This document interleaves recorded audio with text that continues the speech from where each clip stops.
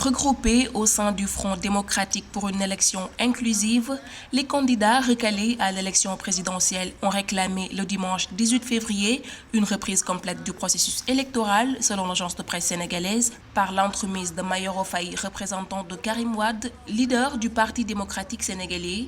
Ils ont notamment appelé le président de la République à lancer immédiatement des consultations en vue d'un scrutin inclusif et apaisé.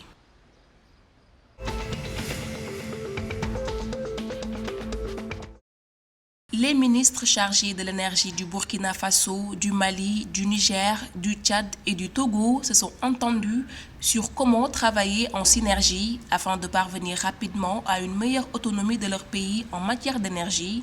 Le samedi 17 février à Niamey au Niger, ils ont discuté sur les possibilités de garantir les bases de la collaboration énergétique qui existe déjà entre eux et d'avancer sur des sujets précis comme le projet Desert Power, selon la ministre tchadienne Niambé Alir.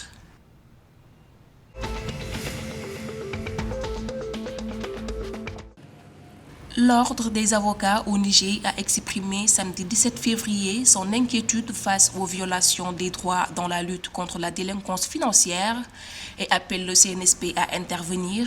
Dans un communiqué adressé au Conseil national pour la sauvegarde de la patrie, le barreau a souligné des graves manquements au respect de la légalité et des libertés publiques. Selon Maître Oumarou Sanda Kadri, bâtonnier de l'Ordre des avocats, la commission en charge de la lutte contre la délinquance économique, financière et fiscale empêche aux citoyens de se faire assister par leurs défenseurs, ce qui est contraire à la loi.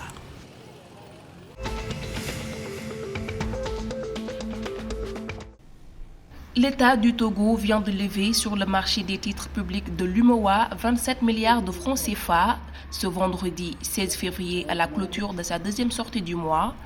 Cette mobilisation fait suite à l'émission simultanée de bons BAT et d'obligations assimilables du Trésor OAT lancée une semaine plus tôt pour lever 25 milliards de francs CFA.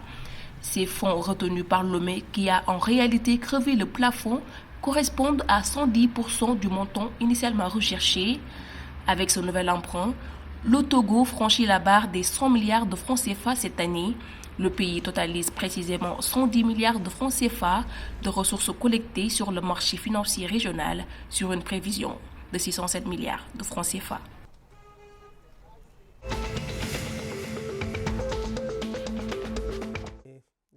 Amari Traoré est suspendu par la Confédération africaine de football pour 4 matchs, dont 2 pour une durée d'1 an. Selon un communiqué publié le 18 février, le Conseil de discipline de la CAF l'a jugé coupable de comportements antisportifs envers l'arbitre du match. En outre, la Fédération malienne de football, FEMAFOOT, a été ordonnée de payer une amende de 10 000 $ américains pour la mauvaise conduite de ses joueurs durant le match opposant la Côte d'Ivoire au Mali dans le cadre des quarts de finale de la CAN 2023.